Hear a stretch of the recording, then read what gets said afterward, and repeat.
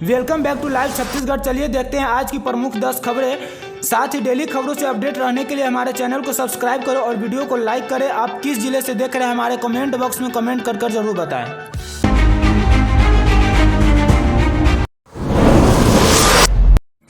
Deputy CM Vijay Sharma बोले, अपराधों पर नियंत्रण के लिए पूरी ताकत से काम करेगी सरकार, अनियमितताओं के लगे आरोपों की होगी जांच। छत्तीसगढ़ के उप मुख्यमंत्री विजय शर्मा ने पीएससी घोटाले की जांच सीबीआई को सौंपे जाने के आदेश के संबंध में कहा है कि जहां पर भी इस तरह के अनियमितताओं के आरोप लगे हैं उन सब की जांच होगी। यह तय है कि जहां जहां इस तरह के आरोप लगे हैं, युवाओं में असंतोष है, नौजवानों के साथ अन्याय हुआ है, उन सभी बिंदुओं को जांच के दायरे में लिया जाएगा। जानकारी के लिए आपको बता दें कि उप मुख्यमंत्री विजय शर्मा ने कहा है कि प्रदेश में कानून का राज कायम किया जाएगा। वहीं अपराधों पर नियंत्रण के लिए राहुल गांधी की भारत जोड़ो न्याय यात्रा पर बीजेपी प्रदेश प्रभारी ओम माथुर ने कसा तंज। कहा, 65 साल तक इस खानदान ने देश को लूटा, अब वे देश के लिए न्याय यात्रा की बात कर रहे हैं। छत्तीसगढ़ भाजपा के प्रदेश प्रभारी ओम माथुर ने राहुल गांधी और गांधी परिवार पर तंज कसा है। 5 जनवरी से शुरू होने जा रही राहुल गांधी की भारत जोड़ो न्याय यात्रा पर उन्होंने तंज कसते हुए कहा कि राहुल गांधी की यात्रा से कोई फर्क नहीं पड़ता।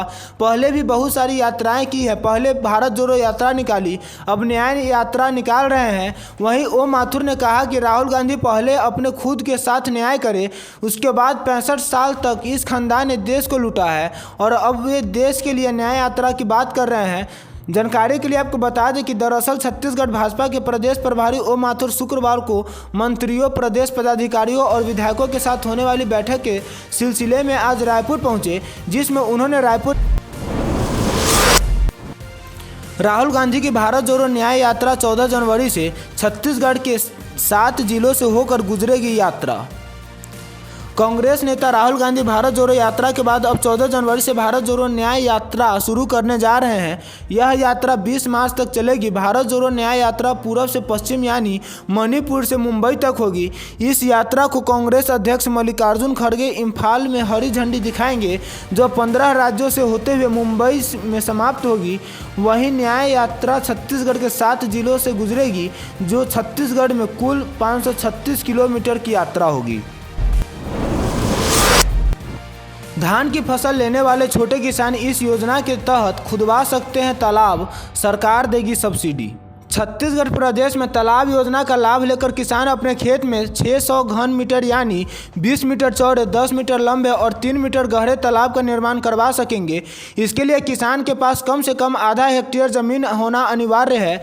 इस योजना के तहत पहले किसानों को 1200 घन मीटर का तालाब खुदवाने पर 52,500 रुपये की सब्सिडी मिलती थी। वहीं अब छोटे किसानों को 600 घन मीटर का तालाब खुदवाने पर 26,250 रुपये का अनुदान मिलेगा। योजना के तहत अनुदान का लाभ प्राप्त करने के लिए किसानों को ई मित्र से ऑनलाइन आवेदन करना होगा। आवेदन के बाद दस्तावेज की मंत्री टंकराम वर्मा ने मंत्रालय में संभाला कामकाज। कहा, युवाओं को उपलब्ध कराया जाएगा विभिन्न विधाओं के खेल के लिए बेहतर अवसर। छत्तीसगढ़ के बलौदाबाजार में राजस्व एवं आपदा प्रबंधन और खेल एवं युवा कल्याण मंत्री टंकराम वर्मा ने आज रायपुर स्थित मंत्रालय महानदी भवन में पूजा अर्चना कर अपना कार्यभार संभाल लिया है। इसके बाद मंत्री वर्मा ने खेल और राजस्व विभाग के विभागीय अधिकारियों की बैठक लेकर विभागीय योजनाओं के संबंध में विस्तार से जानकारी ली है। दिल्ली के कांग्रेस मुख्यालय में संपन्न हुई पार्टी की महत्वपूर्ण बैठक। लोकसभा चुनाव को लेकर मल्लिकार्जुन खड़गे ने बैठक में कही ये बात। आईसीसी महासचिवों, प्रभारियों, प्रदेश कांग्रेस अध्यक्षों और राज्यों में कांग्रेस विधानसभा दल के नेताओं के साथ मल्लिकार्जुन खड़गे ने आज दिल्ली के कांग्रेस मुख्यालय में बैठक की। इस बैठक में लोकसभा चुनाव 2024 की तैयारियों समेत विपक्षी गठबंधन समेत कई अन्य मुद्दों पर उन्होंने अपनी बात रखी। जानकारी के लिए आपको बता दें, दिल्ली रवाना हुए पूर्व सीएम भूपेश बघेल भाजपा सरकार को लेकर कहा, पहले उन्हें काम करने दीजिए, जमीन पर उतरने दीजिए, फिर आगे बात करेंगे। छत्तीसगढ़ के पूर्व मुख्यमंत्री भूपेश बघेल 2 दिवसीय दिल्ली दौरे पर आज रवाना हुए हैं। इससे पहले उन्होंने पत्रकारों से चर्चा में बताया कि एआईसीसी की बैठक है, जो हमारी 3 दिन की बैठक थी, उसकी रिपोर्ट आज हम हाई कमान को हम सौंपेंगे। उस पर चर्चा होगी, जो भी दिशा निर्देशों होगा हम आगे बढ़ेंगे। बड़ी प्रशासनिक फेरबदल पर बोले पूर्व सीएम ने कहा, कांग्रेस की हार पर शैलेश नितिन त्रिवेदी का फूटा दर्द, कहा हम चुनाव भाजपा से नहीं ईवीएम से हारे हैं। छत्तीसगढ़ के बलौदाबाजार विधानसभा चुनाव में कांग्रेस को मिली हार का दर्द गाहे बगाहे सामने आते रहता है।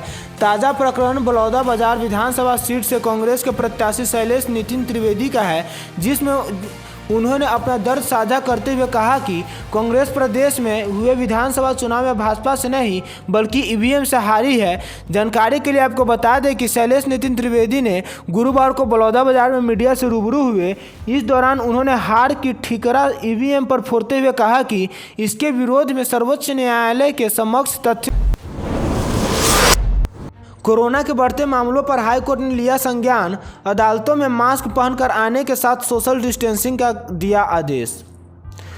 छत्तीसगढ़ प्रदेश में कोरोना के बढ़ते केस को देखते हुए हाईकोर्ट के रजिस्ट्रार जनरल ने कोरोना गाइडलाइन के संबंध में आदेश जारी किया है। इसमें हाई कोर्ट और लोअर कोर्ट में मास्क पहनकर आने के साथ ही सैनिटाइजर और सोशल डिस्टेंसिंग जैसी बातों का ध्यान में रखने के लिए कहा गया है। जानकारी के लिए आपको बता दें कि हाईकोर्ट के चीफ जस्टिस रमेश कुमार सिन्हा ने प्रदेश में बढ़ते कोरोना केस पर चिंता जताई है। राज्य शासन जल जीवन मिशन के काम को नहीं किया पूरा, 3 ठेकेदारों का अनुबंध निरस्त।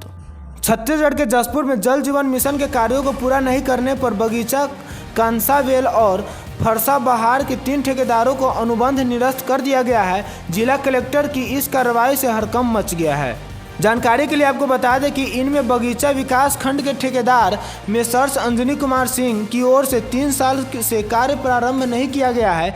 इसी प्रकार फरसाबहार के ठेकेदार मेसर्स उदय कंस्ट्रक्शन की ओर से 2 साल से कार्य प्रारंभ नहीं किया गया है और कांसाबेल के ठेकेदार messrs agile workers private limited की ओर से भी 1 साल 1 महीना से कार्य प्रारंभ नहीं किया गया है।